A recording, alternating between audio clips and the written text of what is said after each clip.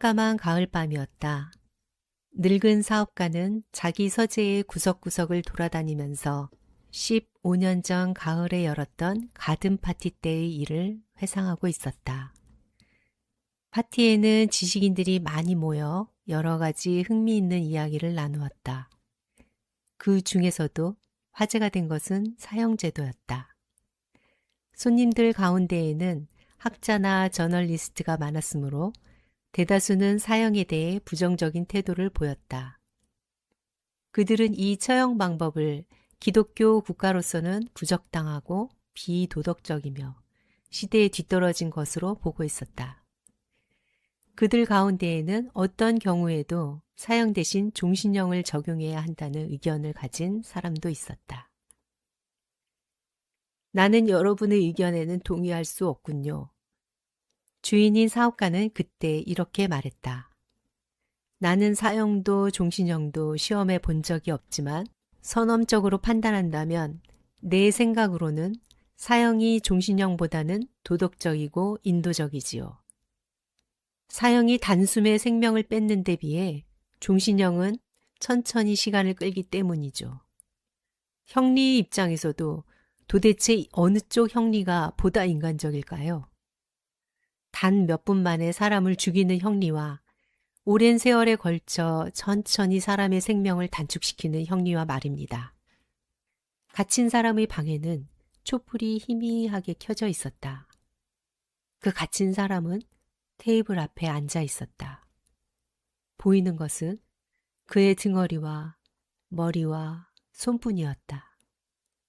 테이블 위나 두 다리로 된 안락의자 위나 테이블 곁에 있는 융단 위에도 펴진 그대로의 책들이 놓여 있었다.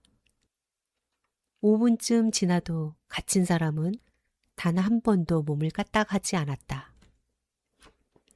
15년에 걸친 유폐 생활이 꼼짝도 하지 않고 줄곧 앉아있는 법을 가르쳐준 것이었다. 사업가는 손가락으로 창문을 두들겨 보았다. 그러나 갇힌 사람은 이 소리에도 몸 한번 움직이지 않았다. 그래서 사업가는 주의 깊게 문에 붙은 봉인을 떼고 열쇠 구멍에 열쇠를 밀어 넣었다. 녹슨 열쇠가 목신 듯한 소리를 내고 문이 끽 하고 열렸다. 사업가는 당장이라도 놀라움의 외침과 발걸음 소리가 들릴 것이라고 생각했으나 3분쯤 지나도 문 저쪽은 전과 마찬가지로 조용했다. 그는 방 안으로 들어가 보기로 결심했다. 그리고 지금 서재의 구석구석을 돌아다니면서 사업가는 이 모든 것을 상기하고 자기 마음에 묻는 것이었다. 이런 내기가 도대체 무슨 소용이 있단 말인가? 그 법학자가 인생의 15년간을 헛되이 보내고 내가 200만 루블을 던져버린다고 해서 거기서 어떤 이익이 생길 것인가? 이런 짓으로 사형이 종신형보다 좋은지 나쁜지 사람들한테 증명될 수 있을 것인가? 천만의 말씀이지. 쓸데없고 무의미한 짓이야. 내 입장에서 본다면 그것은 모든 것이 풍족한 자의 변덕이었고 그 법학자의 입장에서 본다면 돈에 대한 집착 이외에 아무것도 아닌 것이지. 그리고 그는 그 모임 뒤에 일어난 일을 상기해 보았다. 법학자는 사업가의 정원에 세워진 한 별채에서 엄중한 감시 아래 유폐 생활을 하기로 약정되었다. 15년 동안 법률가는 별채에서 한 걸음이라도 바깥으로 나오거나 살아있는 사람을 만나거나 사람들의 목소리를 듣거나 편지나 신문을 받아볼 권리를 박탈당하도록 약정되었다. 악기를 가지거나 책을 읽거나 편지를 쓰거나 술을 마시거나 담배를 피우는 것은 상관없었다. 바깥 세상과의 교섭은 약정에 따라 그것 때문에 일부러 설치된 자그마한 창구를 통해 말없이 행하게 되어 있었다. 책, 악보, 술 따위의 필요한 것은 모두 메모지에 적어내면 얼마든지 흡족할 만큼 받기로 되어 있었으나 그것도 창구 너머로 한정되어 있었다.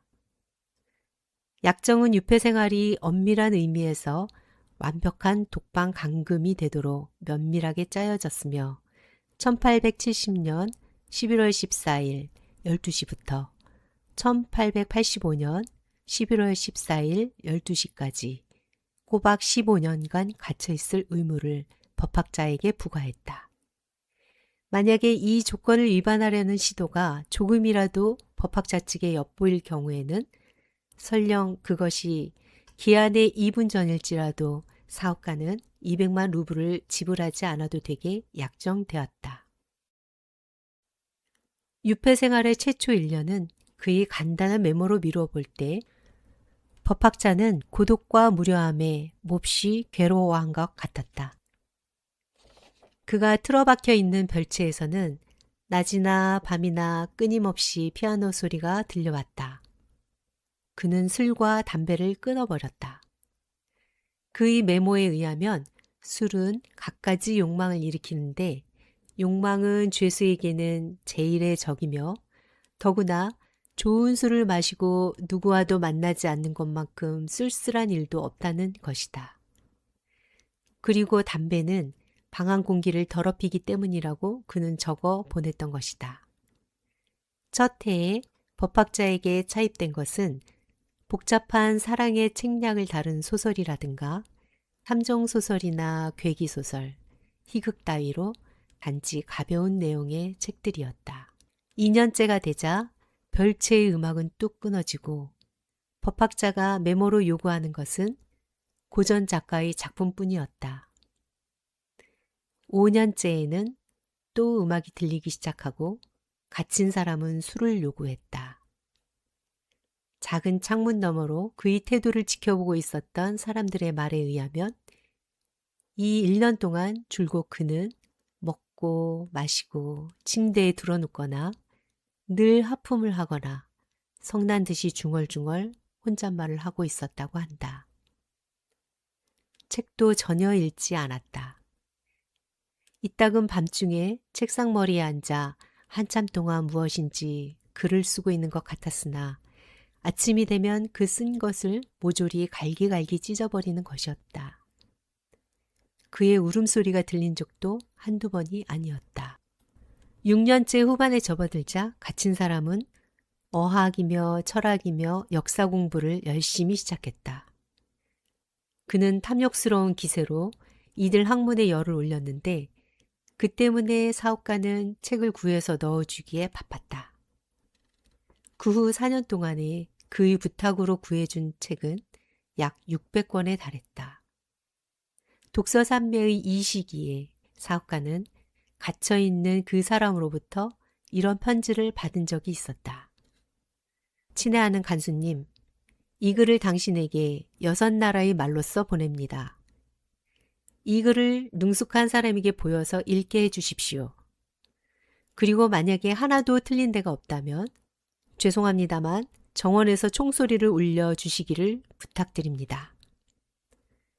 그 총소리는 지금까지 내 노력이 헛되지 않았다는 것을 말해줄 것입니다. 모든 시대와 모든 나라의 천재들은 그들의 언어는 여러 가지로 다르다고 말합니다만 그들의 마음속에 불타고 있는 것은 결국 똑같은 불꽃입니다. 그들의 말을 이해할 수 있음으로써 현재 내 마음이 얼마만큼 이 세상의 것이 아닌 커다란 행복을 맛보고 있는지를 당신이 알아주신다면 다행으로 생각하겠습니다. 갇힌 사람의 소원은 달성되었다. 사업가는 정원에서 2발의 총소리를 울리도록 명령했다. 그 후 10년째가 지나자 법학자는 꼼짝도 하지 않고 책상머리에 앉아 오직 복음서만을 탐독했다. 사업가 입장에서 본다면 4년 동안에 600권이나 되는 어려운 책을 독파한 사람이 그다지 두툼하지도 않은 쉬운 책 하나를 읽는데 1년 가까이 보낸 것이 이상하게 여겨졌다. 그러나 마침내 종교사와 신학이 복음서와 대치되었다. 유폐 생활의 마지막 2년 동안에는 갇힌 사람은 닥치는 대로 수많은 양의 책을 읽었다. 자연과학을 공부하고 있는가 하면 바이런이나 셰익스피어를 찾기도 했다. 이따금 화학이며 의학과서, 소설, 철학 논문, 신학 논문 등을 동시에 넣어달라고 적은 메모를 보낼 때도 있었다. 그의 독서는 마치 넓은 바다에서 난파선의 파편 사이를 헤엄치면서 어떻게든 목숨을 건지려고 저쪽 파편에서 이쪽 파편으로 필사적으로 달라붙는 모습과도 같았다. 늙은 사업가는 이 모든 것을 상기하면서 이렇게 생각했다. 내일 12시가 되면 그 사람은 자유를 얻게 된다. 약정에 따라 나는 그 작자한테 200만 루블을 지불하지 않으면 안 된다. 그러나 지불해버리면 모든 것이 끝장난다. 나는 완전히 파산하고 마는 것이다. 15년 전에는 자기도 확실히 모를 만큼 막대한 재산을 갖고 있었던 그도 지금은 재산과 부채 중 어느 쪽이 많은지 자신에게 묻기도 겁날 정도였다. 분별 없는 증권 거래와 운수에 맡기는 투기, 나이를 먹어도 고치지 못하는 화내기 쉬운 성격 등이 점점 그의 사업을 부진 상태로 몰아넣어 자신만만하고 겁을 모르던 이전의 오만한 부호도 이제는 주가의 사소한 등락에도 조마조마하는 중류 정도의 사업가가 되어버렸던 것이다. 공연히 속상한 내기를 했어. 절망한 노인은 머리를 괴고 중얼거렸다. 왜 그 사람은 죽지 않았을까? 그놈은 아직 40살이지. 나한테서 마지막 재산을 뺏고 결혼해서 인생을 즐기거나 시세 변동을 즐기거나 하겠지. 그런데 나는 거지처럼 부러운 듯이 그것을 바라보고는 매일매일 내 행복한 생활은 모두 당신 덕분입니다. 제발 내게 당신을 도와주게 해주십시오. 같은 말을 듣게 될 거야. 그것은 싫다. 그렇게 되면 너무도 비참해. 파산과 치욕에서 도망치는 유일한 길. 그것은 그 사람의 죽음이다. 3시가 되었다. 사업가는 귀를 기울였다. 집안 사람들은 모두 잠들어 있고 창문 밖에서 얼어붙은 나무들의 술렁이는 소리가 들릴 뿐이었다. 소리를 내지 않도록 조심하면서 그는 지난 15년에 걸쳐 한 번도 열어본 적이 없는 문의 열쇠를 내화금고에서 꺼내어 외투를 입고 밖으로 나섰다. 정원은 캄캄하고 추웠다. 비가 내렸다. 살을 내는 축축한 바람이 소리 지르며 정원 안으로 불어닥쳐 나무들에게 잠시도 휴식을 주지 않았다. 사업가는 눈을 부릅떴다. 그러나 땅바닥이며 흰 석상이며 별채며 나무도 보이지 않았다. 별채가 서 있는 부근까지 오자 그는 경비원에게 2번 말을 건넸다. 대답이 없었다. 아마 경비원은 이 나쁜 날씨를 피하여 지금쯤은 부엌이나 온실의 어느 곳에서 잠들어 있는 것 같았다. 만약 내가 내 계획을 실행할 만한 용기를 갖고 있다면 하고 노인은 생각했다. 혐의는 제일 먼저 경비원에게 갈 테지. 그는 어둠 속에서 계단과 문을 찾아내고 별채의 현관으로 들어섰다. 그리고 손으로 더듬어 좁은 복도로 나가 성냥을 켰다. 거기에도 아무도 없었다. 침구를 벗긴 누군가의 침대가 놓여 있고 한쪽 구석에 주철로 된 난로가 까맣게 입을 벌리고 있었다. 갇힌 사람의 방으로 들어가는 문의 봉인은 그대로 있었다. 성냥불이 꺼지자 노인은 흥분한 나머지 떨면서 작은 창문으로 들여다보았다. 갇힌 사람의 방에는 촛불이 희미하게 켜져 있었다. 그 갇힌 사람은 테이블 앞에 앉아 있었다. 보이는 것은 그의 등허리와 머리와 손뿐이었다.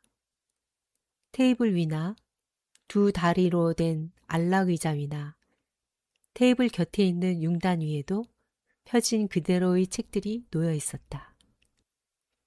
5분쯤 지나도 갇힌 사람은 단 한 번도 몸을 까딱하지 않았다.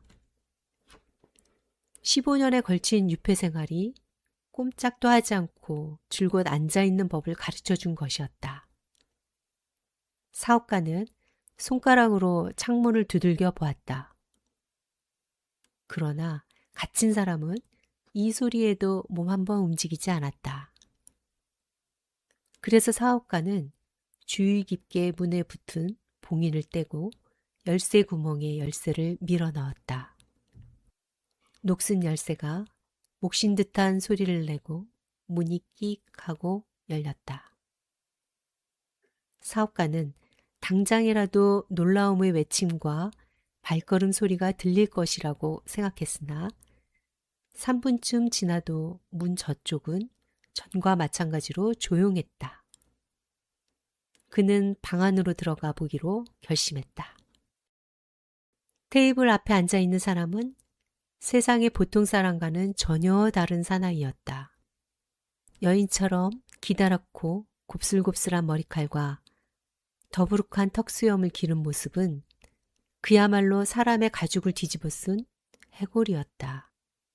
얼굴색은 흙을 연상할 만큼 누렇고 볼은 움푹 패이고 홀쭉하고 크며 머리가 긴 얼굴을 괴고 있는 손은 보기에도 딱할 만큼 바짝 말라 있었다.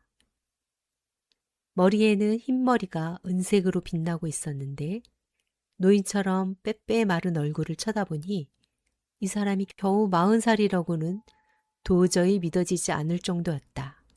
그는 잠들어 있었다. 나직이 숙인 머리 앞에 있는 테이블 위에 한 장의 종이가 놓여 있고 거기에는 잔글씨로 무엇인지 쓰여져 있었다. 가엾은 인간 하고 사업가는 생각했다. 잠들어 있군. 아마 200만 루블의 돈을 꿈꾸고 있겠지. 그러나 내가 이 반쯤 죽은 사람을 붙들어 침대에 던져버리고 베개로 호흡을 잠깐 먹게만 한다면 천하의 검시관이라도 타살의 흔적을 찾아내진 못할 거다.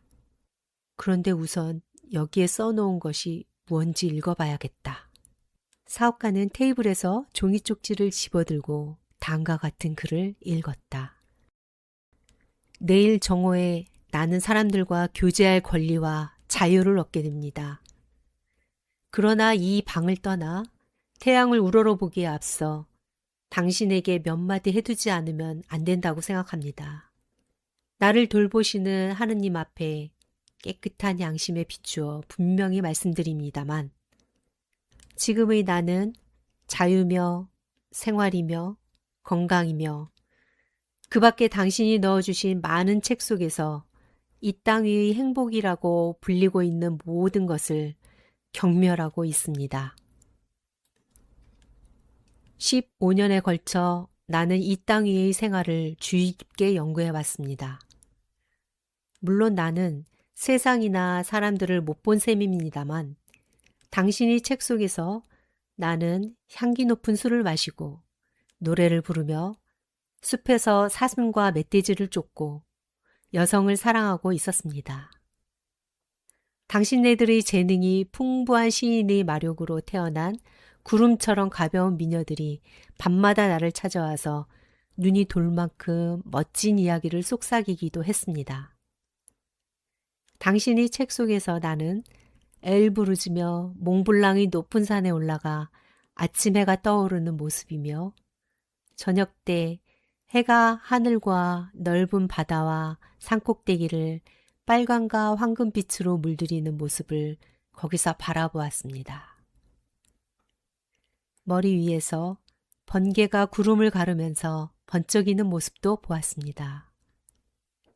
나는 녹색의 숲과 들과 강과 호수와 마을 등을 바라보고 바다의 요정이 노래 부르는 소리와 목동이 부는 갈대피리의 곡조를 들으며 하느님에 대해 논하려고 오는 아름다운 악마들의 날개도 만져보았던 것입니다.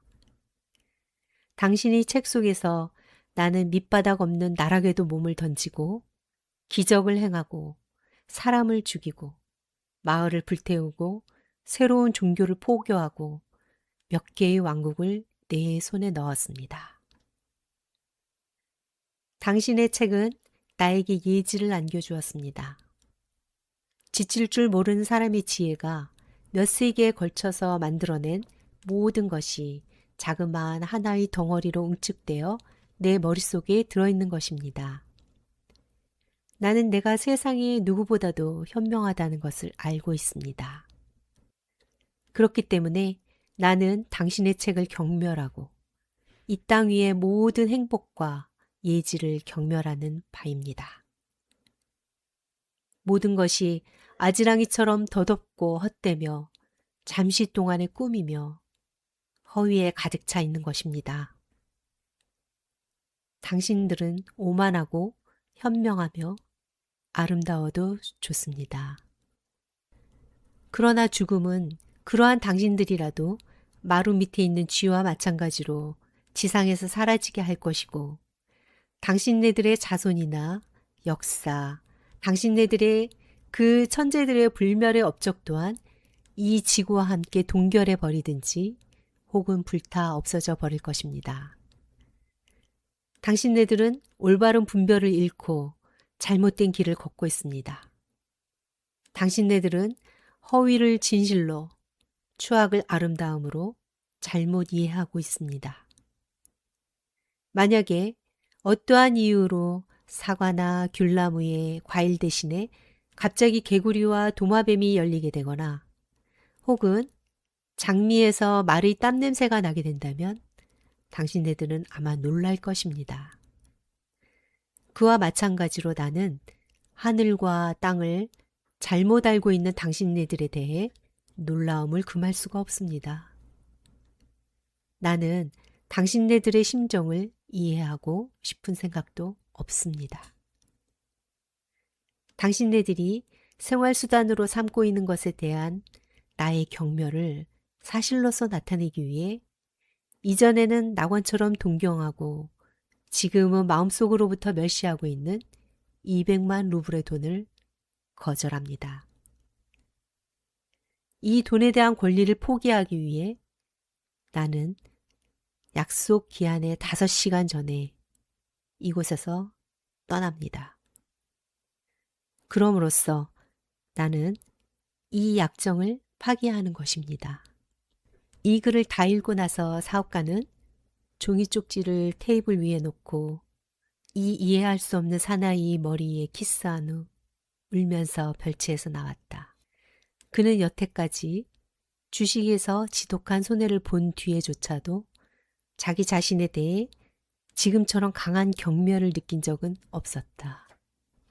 집으로 돌아가자 그는 잠자리에 들었으나 흥분과 눈물 때문에 언제까지고 잠들 수가 없었다. 다음 날 아침 경비원들이 파랗게 질려 달려와서 별채에서 거처하는 사나이가 창문을 넘어 정원으로 빠져나와 문을 향해 걸어간 후 어디론가 자취를 감추었다고 말했다. 사업가는 당장 하인들을 데리고 별채로 가서 갇힌 사람이 탈주한 것을 확인했다. 쓸데없는 소문이 나지 않도록 그는 테이블 위에 있던 편지를 집어들고 자기 방으로 돌아와서 뇌하금고 깊숙이 집어넣고 단단히 잠가 버렸다.